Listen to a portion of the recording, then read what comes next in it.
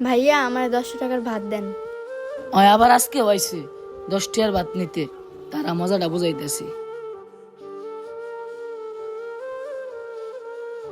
ওই ল তোর 10 টাকার ভাত। ভাইয়া কালকে তো 10 টাকার ভাত বেশি ছিল, তাহলে আজকে এত কম কেন? ওই তোরা যে 10 টাকার ভাত দিছি এটাই বেশি। ঠিক আছে ভাইয়া, তাহলে আমাকে ভাতের সাথে 2টা কাঁচামরিচ আর একটা পেঁয়াজ দেন। আইসে 10 টাকার ভাত নিতে, লগে আবার কাঁচা মরিচ পেঁয়াজও খুঁজে। আচ্ছা 2টা কাঁচা মরিচ দিয়া দেই। ওই ল তোর কাঁচা মরিচ। ভাইয়া এর সাথে একটা পেঁয়াজ দেন। ওই শুন, আইসিস তো 10 টাকার ভাত নিতে, লগে যে কাঁচা মরিচ দিছি এটাই বেশি, আবার পেঁয়াজ চাস, লইলে ল নালে লেনতে জাগা। ঠিক আছে ভাইয়া। ভাইয়া এই যে লান আপনার ভাতের টাকা। কি ব্যাপার, এই মাইয়াটা প্রতিদিন 10 টাকার ভাত নিয়ে যায়, তাও আবার তরকারি ছাড়া। এই অঙ্কন, জি মহাজন। এদিকে আয়। হঠাৎই সময় মহাজন ডাক দিল, যাক শূন্য আসি। বলেন। কিরে, ওই মাইয়ারা তুই প্রতিদিন 10 টাকার ভাত দিস? হ মহাজন, ওই মাইয়া প্রতিদিন আয় খালি 10 টাকার ভাত লয়ে যায়, তাও আবার তরকারি ছাড়া। তুই যে প্রতিদিন ওই মাইয়ের কাছে 10 টাকার ভাত বিক্রি করিস, তরকারি কিনবে কেডায়, তোর বাপে? এনে দাঁড়ায় আজকে, যা কাজ কর। শুধু 10 টাকার ভাত বেচলাম বলে মহাজন আজকে আমারে বকলো। কি ব্যাপার, মেয়েটা প্রতিদিন হোটেল থেকে 10 টাকার ভাত নিয়ে যায়, তাও আবার তরকারি ছাড়া? বিষয়টা তোমার জানতে হয়। এই অঙ্কন, এখানে একটু বস তো, আমার বাইরে একটু কাজ আছে। আচ্ছা মহাজন ঠিক আছে, আপনি যান আমি দেখতাছি। কি ব্যাপার, মেয়েটা কই গেল? ওই তো মেয়েটা, যাই দেখি মেয়েটা 10 টাকার ভাত নিয়ে কোথায় যায়।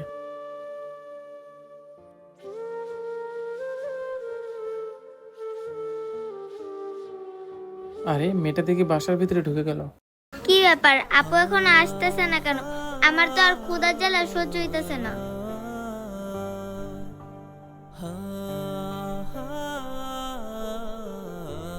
ওই তো আপু আসছে।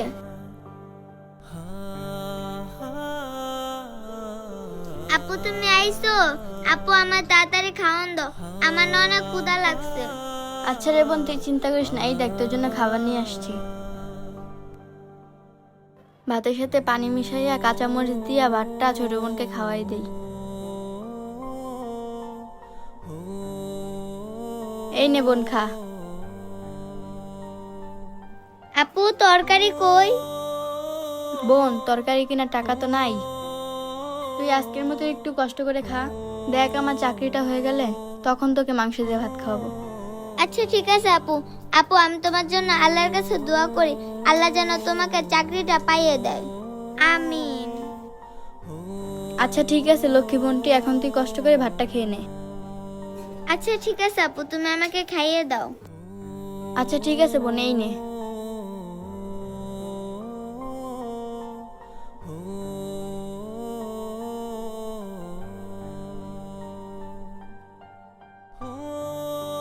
কি ব্যাপার, মেয়েটা 10 টাকার ভাত নিয়ে এসে শুধু পানি মিশিয়ে খাচ্ছে।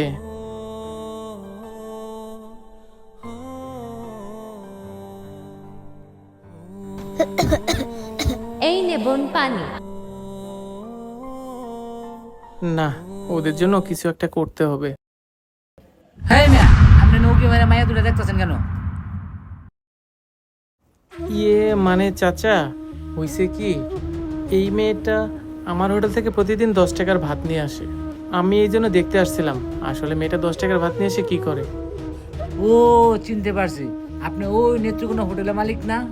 হ্যাঁ চাচা, আমি ওই হোটেলেরই মালিক। চাচা, আপনার সাথে একটু কথা আছে, এদিকে আসেন। আচ্ছা বুঝলাম বাবা, তুমি এই বাসায় কেন আসলা? চাচা, আপনাকে একটা কথা বলি, এই যে এই মেয়েটা প্রতিদিন শুধু 10 টাকার ভাত খায়, এটা দেখে কি আপনাদের খারাপ লাগে না?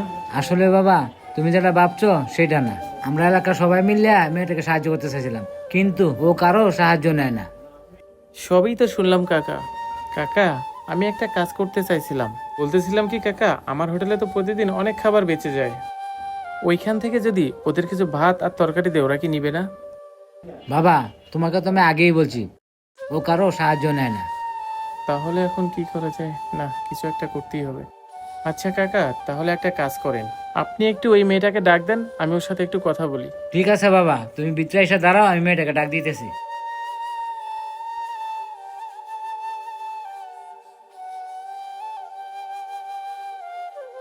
আসসালামু আলাইকুম ভাইয়া।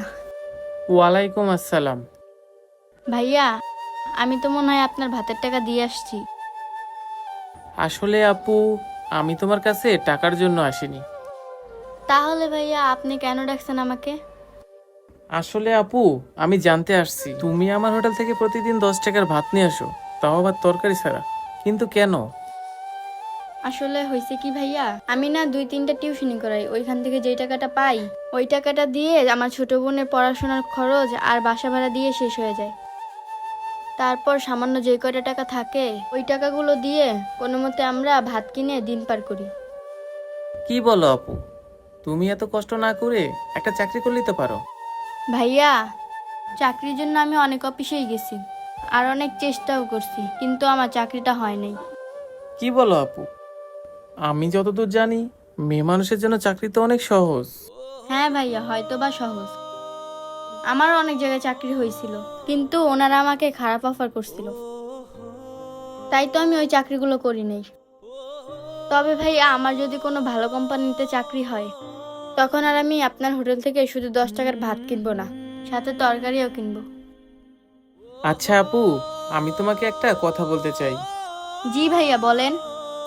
আমার হোটেলে যদি তোমাকে ম্যানেজারের চাকরি দেই, তুমি কি চাকরিটা করবা?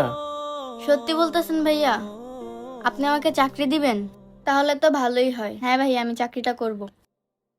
আচ্ছা আপু, তুমি তাহলে কালকে সকালে আমার হোটেলে চলে আসবা। আচ্ছা ঠিক আছে ভাইয়া। তুমি তাহলে সময় মতো চলে আসো।